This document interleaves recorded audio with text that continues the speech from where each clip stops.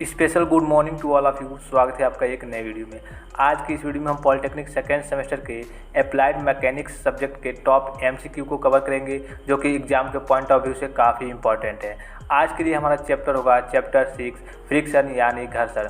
अगर अभी तक आपने हमारी पिछली वीडियो को नहीं देखा है, जो पिछले चैप्टर की वीडियो है, तो आप हमारे चैनल में चले जाइए, चैनल के प्लेलिस्ट में चले जाइए। वहाँ पे आपको हर सब्जेक्ट बाय सब्जेक्ट आपको वहाँ पे वीडियो मिल जाएगा। ठीक है, तो चलिए वीडियो को स्टार्ट करते हैं। अगर इससे पहले एक बार और बता दें कि अगर आप हमारे चैनल पे नए हैं तो आप हमारे चैनल को सब्सक्राइब कर लीजिए कि लेटेस्ट इन्फॉर्मेशन आपके पास पहुँचती रहे, और वीडियो भी अच्छी लगी तो वीडियो को भी लाइक कर दीजिए। ठीक है, तो चलिए हम अपने MCQ मतलब ऑब्जेक्टिव क्वेश्चन को स्टार्ट करते हैं। जो पहला क्वेश्चन है, देखिए सबसे पहले जान लें कि जो फ्रिक्शन घर्षण होता क्या है। आपको मालूम है कि जब भी मैं चैप्टर चालू करता हूं तो उसका डिफिनीशन आपको बताता हूं, मतलब वो चैप्टर किस से रिलेटेड के बारे में है। तो घर्षण से रिलेटेड के बारे में है, मतलब घर्षण होता क्या है।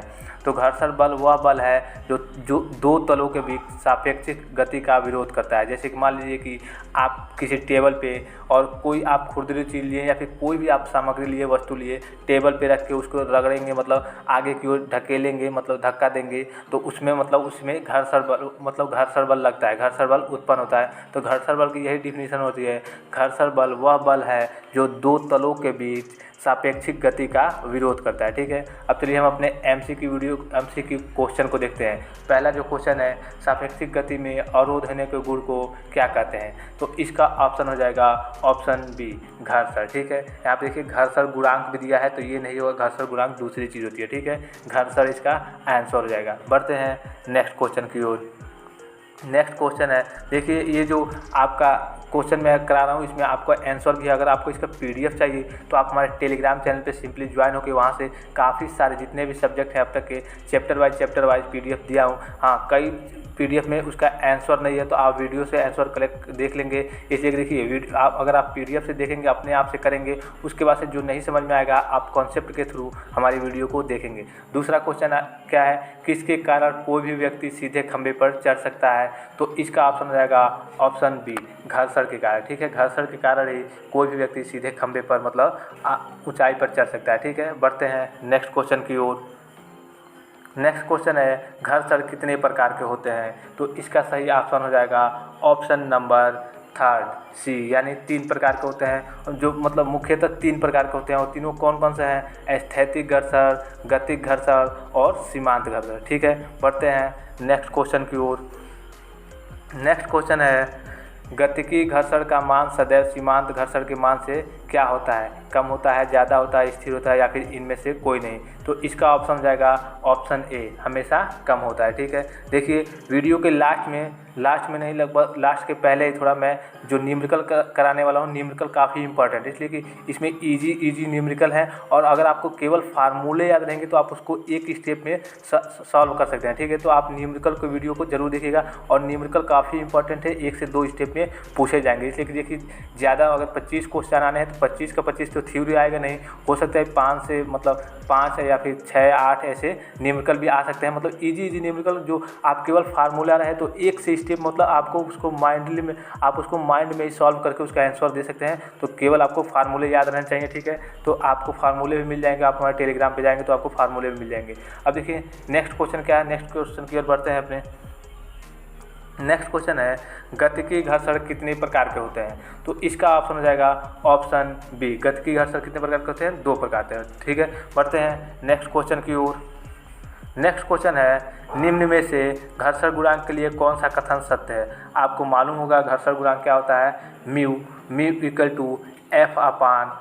ठीक है, F क्या है, जो वास्तविक बल होता है वो है, और R क्या है, प्रतिक्रिया रूप है, प्रतिक्रिया बल है। ठीक है, तो इसका ऑप्शन कौन सा हो जाएगा, देखिए ऑप्शन में ऑप्शन डी, F/R। ठीक है, बढ़ते हैं नेक्स्ट क्वेश्चन की ओर। नेक्स्ट क्वेश्चन है, घर्षण गुणांक का अधिकतम मान हो सकता है। घर्षण गुणांक का अधिकतम मान कितना हो सकता है। तो इसका ऑप्शन है ऑप्शन 1 पी, 1 तक, मतलब इसका मान होता है जो 0 से 1 तक, मतलब 1 तक ही हो सकता है। ठीक है, अधिकतम मान इसका 1 तक हो सकता है, 1 तक हो सकता है। बढ़ते हैं नेक्स्ट क्वेश्चन की ओर। नेक्स्ट क्वेश्चन है, घर्षण बल F तथा अभिलंब प्रतिक्रिया R का अनुपात सदैव क्या होता है। तो इसका ऑप्शन हो जाएगा ऑप्शन नंबर सी, हमेशा स्थिर होता है। ठीक है, बढ़ते हैं नेक्स्ट क्वेश्चन की ओर। नेक्स्ट क्वेश्चन है स्थैतिक घर्षण, सीमांत घर्षण, गतिक घर्षण में से किसका मान सबसे अधिक होता है? तो इसका ऑप्शन हो जाएगा ऑप्शन ए सीमांत घर्षण। देखिए शायद ऑप्शन प्रिंट होना छूट गया है, ठीक है, तो आप देख लीजिए, बस इसका आंसर आपको मालूम रहना चाहिए कि जो तीनों घर्षण होते हैं स्थैतिक घर्षण, सीमांत घर्षण और गतिक घर्षण, तो उसमें किसका मान सबसे अधिक होता है? सीमांत घर्षण का, ठीक है। आपको बस ये याद रहे तो ऑप्शन की कोई ज़रूरत नहीं है, ठीक है। बढ़ते हैं नेक्स्ट क्वेश्चन की ओर। नेक्स्ट क्वेश्चन है दो संपर्क तलों के बीच घर्षण गुणांक √3 है, इनके बीच का कोण क्या होगा? देखिए यहाँ पे ऑप्शन शायद आपको दिख रहा होगा नीचे 60°। देखिए इसको सॉल्व कैसे करेंगे, हम इसको आपको सॉल्व करके दिखा देते हैं। देखिए क्या दिया है, फिगर के माध्यम से पहले समझेंगे। ये आपका मान लीजिए कोई तल हो गया, ठीक है, इसका कोण का मान यहाँ पे थीटा क्या दिया है, थीटा नहीं सॉरी, ये घर्षण गुणांक, यहाँ पे मतलब कोई वस्तु है, इसका घर्षण गुणांक क्या दिया है, म्यू इक्वल टू कितना दिया है आपको √3, ठीक है। और मालूम है म्यू इक्वल टू क्या होता है, mu equal to tan theta, mu equal to क्या होता है, tan थीटा। तो √3 इक्वल टू tan थीटा आपका हो जाएगा, तो theta equal to tan inverse √3। अब √3 की इसका मान होता है tan, तो tan 60 का, ऑप्शन सी इसका राइट है। देखिए आपको बस ये फार्मूला मालूम रहना चाहिए कि ये किस पे, देखिए काफ़ी जो क्वेश्चन अगर पेपर में आ गया तो कई बच्चे मतलब कंफ्यूज हो जाएंगे, ठीक है। तो इसका बस होता है म्यू इक्वल टू घर्षण गुणांक इक्वल क्या होता है, mu equal to tan theta. बस आपको ये मालूम रहेगा तो आप आसानी से इसका मान निकालेंगे, ठीक है। बढ़ते हैं अब नेक्स्ट क्वेश्चन की ओर।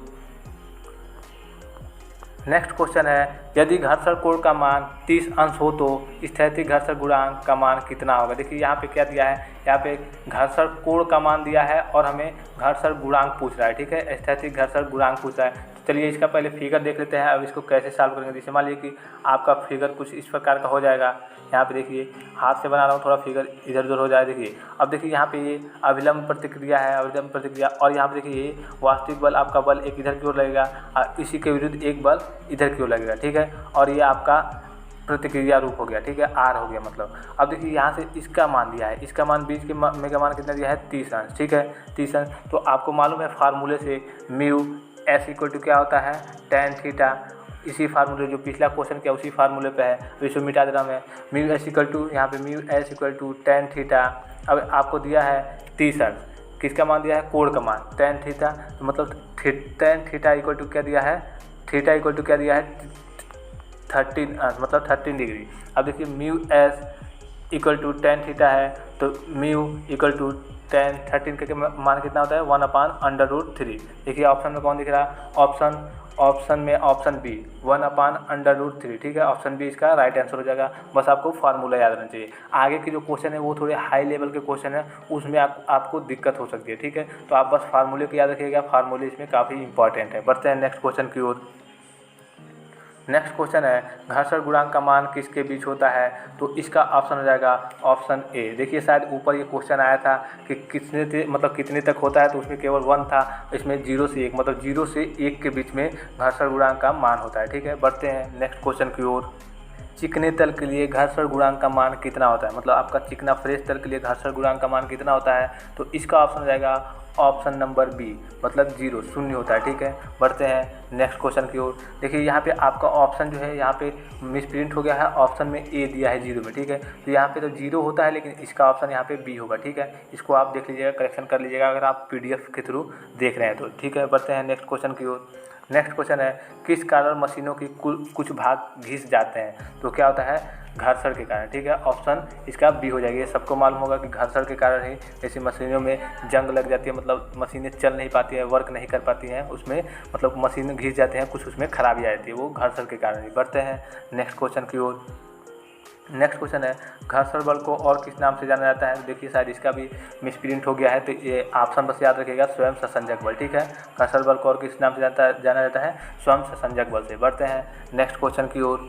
नेक्स्ट क्वेश्चन है तापमान के समीप परिवर्तन के लिए घर्षण गुणांक का मान क्या होता है? जो तापमान के समीप परिवर्तन के लिए घर्षण गुणांक का मान क्या होता है? तो इसका ऑप्शन हो जाएगा ऑप्शन नंबर सी, स्थिर होता है, मतलब स्थिर रहता है हमेशा, ऑप्शन सी इसका राइट आंसर हो जाएगा। बढ़ते हैं नेक्स्ट क्वेश्चन की ओर।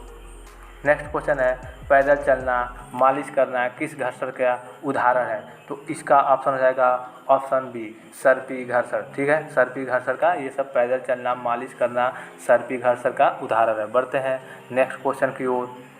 नेक्स्ट क्वेश्चन है बाल एवं रोलर बीयरिंग स्केटिंग पहिया युक्त वाहन किस घर्षण का उदाहरण है। स्केटिंग आप जानते होंगे और वो पहिए से तो आप परिचित होंगे ही, तो ये सब किस घर्षण का उदाहरण है, तो इसका ऑप्शन हो जाएगा ऑप्शन ए लूठन घर्षण। ठीक है, ये याद रखिएगा, इंपॉर्टेंट है, लूठन घर्षण का उदाहरण है ये सब। एवं रोलर बीयरिंग स्केटिंग पहिया युवन वाहन युक्त वाहन मतलब किस घर्षण का उदाहरण है, तो लूठन घर्षण का उदाहरण है। बढ़ते हैं नेक्स्ट क्वेश्चन की ओर। नेक्स्ट क्वेश्चन है किस में घर्षण बल का मान सबसे कम होता है। देखिए ऊपर हमने एक क्वेश्चन किया कि सबसे अधिक होता है, इसमें दिया है किस में घर्षण बल का मान सबसे कम होता है, तो इसका ऑप्शन हो जाएगा ऑप्शन डी बर्फ में। ठीक है, फ्रीजर मतलब बर्फ में घर्षण गुणांक का मान घर्षण बल का मान सबसे कम होता है। बढ़ते हैं नेक्स्ट क्वेश्चन की ओर। नेक्स्ट क्वेश्चन है घर्षण के कौन कौन से नियम है। ठीक है, घर्षण के कौन कौन से नियम है, तो इसका ऑप्शन हो जाएगा ऑप्शन सी। देखिए यहाँ पे घर्षण के नियम यहाँ पे घर्षण के नियम से मतलब है घर्षण के लगभग प्रकार से। ठीक है, घर्षण के भाग से, घर्षण के टाइप से। ठीक है, तो घर्षण के ये तीनों स्थैतिक घर्षण, सीमांत घर्षण और गतिक घर्षण, तो ऑप्शन डी इसका राइट आंसर हो जाएगा। बढ़ते हैं नेक्स्ट क्वेश्चन की ओर। नेक्स्ट क्वेश्चन है दो सतहों के संपर्क तल पर घर्षण बल सदैव कैसा होता है, तो हमेशा स्पर्श रेखी होता है। देखिए इसका ऑप्शन भी छूट गया है, तो ऑप्शन देख लीजिएगा, स्पर्श रेखी होता है, मतलब दो सतहों के संपर्क तल पर घर्षण बल सदैव स्पर्श रेखी होता है। बढ़ते हैं नेक्स्ट क्वेश्चन की ओर। दोस्तों अगर आपको इसका पीडीएफ चाहिए तो आप हमारे टेलीग्राम चैनल को ज्वाइन जरूर करेंगे, इसलिए कि वहाँ पे आपको एग्जाम से रिलेटेड काफ़ी सारी इन्फॉर्मेशन मिलती है और काफ़ी सारे सब्जेक्ट के आपको पीडीएफ फ्री में प्रोवाइड किए जाते हैं, तो वहाँ पे आप टेलीग्राम पे जरूर ज्वाइन हो जाइएगा। ठीक है, बढ़ते हैं नेक्स्ट क्वेश्चन की ओर। नेक्स्ट क्वेश्चन क्या है, नेक्स्ट क्वेश्चन देख लेते हैं।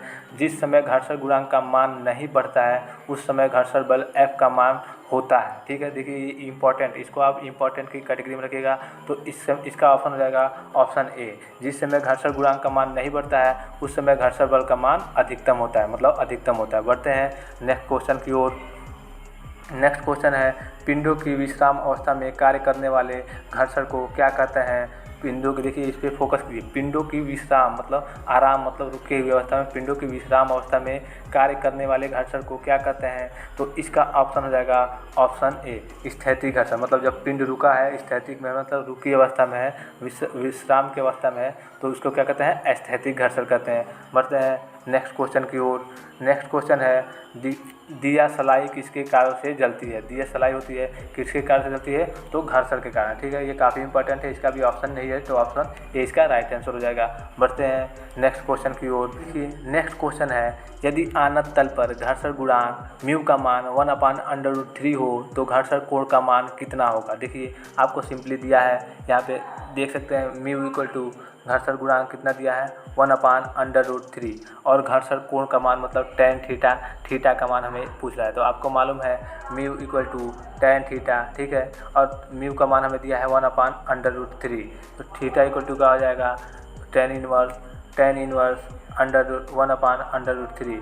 अब किसका मान होता है, तो इसका ऑप्शन हो जाएगा ऑप्शन नंबर ए 30 अंश। tan 30 अंश का मान होता है 1/√3। Option A is the right answer. ठीक है, बस आपको फार्मूला याद रहना चाहिए। बढ़ते हैं नेक्स्ट क्वेश्चन की ओर। नेक्स्ट क्वेश्चन है यदि किसी तल पर स्थैतिक घर्षण Fs का मान 50 न्यूटन और अविलंब प्रतिक्रिया R 15 हो तो घर्षण गुणांक का मान ज्ञात करें। देखिए काफ़ी इंपॉर्टेंट और इजी क्वेश्चन है, इसको आप मिस मत कीजिएगा। और देखिए जितना इंपॉर्टेंट है उतना भी इजी भी है, बस अगर आपको केवल फार्मूला मालूम रहेगा तो आप इसको आसानी से कर सकते हैं। ठीक है, तो ये क्या दिया है, ये आपको Fs का मान दिया है, F जो बल होता है वो दिया है F 50 न्यूटन। ठीक है, और R प्रतिक्रिया बल क्या दिया है, प्रतिक्रिया 15 दिया है। ठीक है, तो आपको मालूम होगा कि म्यू इक्वल टू क्या होता है F/R। ठीक है, तो म्यू F/R तो 50/15 करेंगे। ठीक है, तो इसको 10/3, तो इसको डिवाइड करेंगे तो 3.33। देखिए ऑप्शन में ऑप्शन बी 3.33। अब देखिए यहाँ पे काफ़ी सारे स्टूडेंट को मतलब इसका फार्मूला नहीं याद होगा। फार्मूला म्यू क्या होता है, म्यू इक्वल टू म्यू कहिए या फिर म्यू एस कहिए, म्यू इक्वल टू F/R। ठीक है, ये याद रहेगा तो आप इसको आसानी से लगा सकते हैं। अगर नहीं याद रहेगा तो आपका ये क्वेश्चन ईजी है लेकिन छूट जाएगा। ठीक है, बढ़ते हैं नेक्स्ट क्वेश्चन की ओर। नेक्स्ट क्वेश्चन क्या है 27 नेक्स्ट क्वेश्चन जो 27वां क्वेश्चन है, 4 किलोग्राम का एक गुटका किसी तल पर रखा है और स्थैतिक घर्षण गुणांक 0.4, तब गुटके तथा तल के बीच घर्षण बल कितना होगा। देखिए घर्षण बल यहाँ पे पूछा है, चलिए इसको हम सॉल्व कर लेते हैं। अब चलिए इसको हम फिगर के माध्यम से समझते हैं। मान लीजिए कि जैसे आपका ये फिगर हो गया, ठीक है, यहाँ पे वस्तु है और वस्तु है तो आपको मालूम होगा कि ये इसका भार कहाँ लगेगा, नीचे की ओर, ठीक है, पृथ्वी नीचे की ओर, तो W इक्वल टू क्या होता है mg, ठीक है, ये आपका हो गया। अब देखिए नीचे की ओर तो आपको मालूम है पृथ्वी भी अपनी ओर कुछ मतलब खींचती है, तो ये आपका एक अभिलंब प्रतिक्रिया होगा ऊपर की ओर, जो n, इसको n से दर्शाते हैं, और ये भी W इक्वल टू mg के, ये n इक्वल टू mg के बराबर ये भी होगा, इसलिए कि ये इसके विपरीत है, विपरीत दिशा में लग रहा है। अब देखिए आप शुरू में बल लगा रहे हैं, पहले 0 लगा रहे हैं, फिर 1 लगा रहे हैं, मतलब इसको आपको खिसकाना है, मतलब आपको कहीं और यहाँ से यहाँ ले जाना है, ठीक है। और ये आपका घर्षण तल है, तो आपका फार्मूला क्या होता है, स्थैतिक घर्षण बल क्या होता है। इसमें ऑप्शन में पूछा क्या है, स्थैतिक घर्षण बल कितना होगा, तो स्थैतिक घर्षण बल प्रोपोर्शनल होता है अभिलंब प्रक्रिया के, जो अभिलंब प्रक्रिया है प्रतिक्रिया इसके प्रोपोर्शनल होता है। तो आप जब प्रोपोर्शनल का चिन्ह हटाएंगे, इक्वल टू करेंगे, तो Fs इक्वल टू आ जाएगा आपका, मान लीजिए प्रोपोर्शनल था n, और Fs इक्वल टू आ जाएगा म्यू n, ठीक है, म्यू आपका एक गुणांक आ जाएगा, ठीक है। अब देखिए इस फार्मूले में आपको सिंपली पुटअप कर देना है। अब देखिए यहाँ पे एक और चीज़ है, आपको सारी चीज़ें यहाँ पे दी गई हैं, जी का मान भी दिया गया है, तो आपको देखिए एक बार और मैं इसको मिटा दूँ, Fs इक्वल टू क्या है म्यू n, ठीक है। अब सारी चीज़ें, म्यू का मान कितना दिया आपको, स्थैतिक घर्षण गुणांक 0.4 इंटू n का मान n इक्वल टू mg, तो m का मान कितना दिया है 4 इंटू जी का मान कितना दिया है 10। अब इसको मल्टीप्लाई करें, 1.4 इंटू 10 मतलब 16, देखिए 16 न्यूटन कहीं दिया है, ऑप्शन सी इसका राइट आंसर हो जाएगा, ठीक है। बस आपको फार्मूला याद रहना चाहिए कि तल के बीच घर्षण बल का मान क्या होता है, Fs equal to mu into n, और n इक्वल टू W हो सकता है, n कहिए या फिर W कहिए, ठीक है। इसका मान क्या आता है, NW का मान mg, ठीक है। बस आपको ये याद रहेगा और ये आपका फार्मूला याद रहेगा, तो आप क्वेश्चन को आसानी से सॉल्व कर सकते हैं। तो इसका ऑप्शन हो जाएगा ऑप्शन सी। बढ़ते हैं अब नेक्स्ट क्वेश्चन की ओर। नेक्स्ट क्वेश्चन क्या है, एक पिंड खुरदुरे क्षैतिज तल पर 2 मीटर प्रति सेकेंड के मंदन से गति कर रहा है, तब पिंड तथा तल के मध्य गतिकी घर्षण गुणांक कितना होगा। तो देखिए दोस्तों, यहाँ पे एक साइड यहाँ पे आपको जी का मान दिया रहेगा, ठीक है, जी का मान यहाँ पे दिया है, मान लीजिए 10, ठीक है, 10 मीटर सेकेंड, जी का मान यहाँ पे मतलब आपको दिया रहेगा 10 मीटर सेकेंड इस बार। अब देखिए जी का मान दिया रहेगा और आपको ये सब चीज़ें पूछेंगी, जैसे गति घर्षण गुणांक का मान पूछे कितना होगा। तो देखिए गति घर्षण गुणांक का मान आपको केवल फार्मूला याद रहना चाहिए, ठीक है। यू के इक्वल टू होता है ए आपका जो मंदन है, मतलब जैसे दौड़र है, मतलब गति कर रहा है, A/G, ठीक है, घर्षण गुणांक मान। अब देखिए ये मंदन का क्या मतलब हुआ कि इसका अंतिम में जो मान होगा वो जाकर के 0 हो जाएगा, ठीक। तो देखिए 2/10, तो क्या हो जाएगा 1/5 इक्वल टू क्या हो जाएगा 0.2। इसका ऑप्शन कौन सा हो जाएगा, ऑप्शन बी। देखिए केवल इसमें फार्मूले का खेल है, बस आपको फार्मूला याद रहे सब, आप आसानी से पूरे मतलब जो क्वेश्चन है आपको उसमें पुटअप कीजिए फार्मूले में और आसानी से आंसर आ जाएगा। बढ़ते हैं अब नेक्स्ट क्वेश्चन की ओर। नेक्स्ट क्वेश्चन है, यदि समतल का कोण क्षैतिज से x तथा तब घर्षण गुणांक म्यू सूत्र क्या होता है। देखिए ये इंपॉर्टेंट है, यदि समतल का कोण क्षैतिज से x हो तब घर्षण गुणांक म्यू का सूत्र क्या होगा। तो इसका ऑप्शन हो जाएगा option number A, P - W sin x W cos x, ठीक है, इसको आप याद कर लीजिएगा। बढ़ते हैं नेक्स्ट क्वेश्चन की ओर। नेक्स्ट क्वेश्चन है, सर्पी घर्षण का मान सदैव लूड़न घर्षण से होता है, कम अधिक स्थिर इनमें से कोई नहीं। तो इसका ऑप्शन हो जाएगा ऑप्शन बी, हमेशा अधिक होता है। सर्पी घर्षण का मान सदैव लूड़न घर्षण से हमेशा अधिक होता है। बढ़ते हैं नेक्स्ट क्वेश्चन की ओर। नेक्स्ट क्वेश्चन है, जब घर्षण कोण का मान 0 होगा तब घर्षण बल क्या होगा। मतलब जब घर्षण कोण का मान 0 होगा तो घर्षण बल क्या होगा। तो जब इसका मान 0 होगा घर्षण कोण का, तो घर्षण बल भी इसका 0 होगा, ठीक है। बढ़ते हैं नेक्स्ट क्वेश्चन की ओर।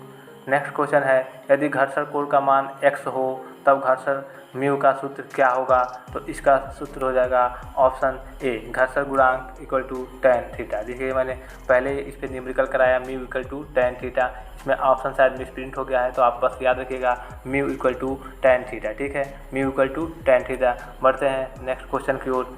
नेक्स्ट क्वेश्चन है, दो संपर्क सतहों के बीच क्षैतिज स्थिति में म्यू का मान तथा उसी का क्षैतिज से किसी कोण पर औन्नत स्थिति में घर्षण गुणांक का मान क्या होता है, ठीक है। तो इसका ऑप्शन कौन सा हो जाएगा, इसका ऑप्शन हो जाएगा ऑप्शन सी, बराबर होता है, ठीक है। दो संपर्क, जैसे दो संपर्क सतहों के बीच क्षैतिज स्थिति में उसी का क्षैतिज से किसी कोण पर अवनत स्थिति में घर्षण गुणांक का मान हमेशा बराबर होता है। बढ़ते हैं नेक्स्ट क्वेश्चन की ओर। नेक्स्ट क्वेश्चन है, किसी सतह से फिसलने से रोकने की प्रवृत्ति को कौन करता है, मतलब किसी सतह से फिसलने से रोकने की प्रवृत्ति कौन रखता है। तो इसका ऑप्शन हो जाएगा ऑप्शन डी, घर्षण। घर्षण फिसलने की मतलब फिसलने से रोकने की प्रवृत्ति रखता है। बढ़ते हैं नेक्स्ट क्वेश्चन की ओर।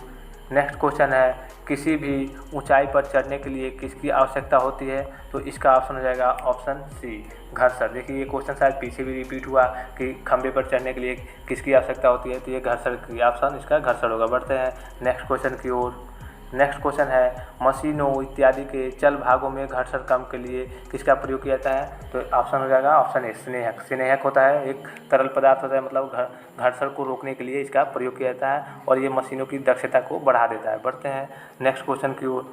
नेक्स्ट क्वेश्चन है, पुल्ली तथा पट्टा के बीच किसके कारण शक्ति प्रसारण पावर संभव होता है। तो इसका ऑप्शन हो जाएगा ऑप्शन ए, घर्षण के कारण, ठीक है। बढ़ते हैं नेक्स्ट क्वेश्चन की ओर। नेक्स्ट क्वेश्चन है, जब कोई पिंड किसी सतह पर फिसलता है या सरकता है तो उसे कौन सा घर्षण कहते हैं। तो इसका ऑप्शन हो जाएगा ऑप्शन नंबर बी, सर्पी घर्षण। देखिए नाम से ही मालूम चल रहा है कि सरकता है या फिर फिसलता है तो सर्पी घर्षण। बढ़ते हैं नेक्स्ट क्वेश्चन की ओर। नेक्स्ट क्वेश्चन है, सीमांत घर्षण बल को और किस नाम से जाना जाता है। तो इसका ऑप्शन हो जाएगा ऑप्शन ए, चरम घर्षण बल। देखिए ऑप्शन मिस हो गया इसमें, लेकिन आप इसको बस याद रखिएगा, चरम घर्षण बल। बढ़ते हैं नेक्स्ट क्वेश्चन की ओर।